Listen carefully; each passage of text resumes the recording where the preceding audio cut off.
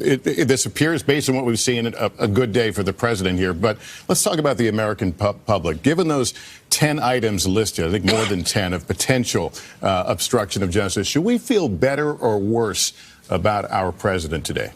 Better. Because, number one, every American should be glad to know that there were no attempts by the president or people that were with this campaign to interfere as the Russians were doing in the election. And that is clear and unequivocal. With regard to the obstruction, remember the basis upon which the president was responding to each of the acts that are discussed in this report.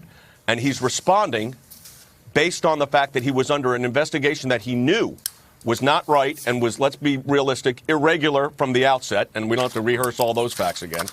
And what he did, and I think this is what's appropriate here, he responded. His responses did not reach the level of obstruction because look what has happened. Bob Mueller completed and delivered his report. The FBI concluded its investigation.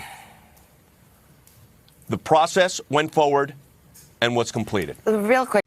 Hey, NBC News viewers, thanks for checking out our YouTube channel. Subscribe by clicking on that button down here and click on any of the videos over here to watch the latest interviews, show highlights, and digital exclusives. Thanks for watching.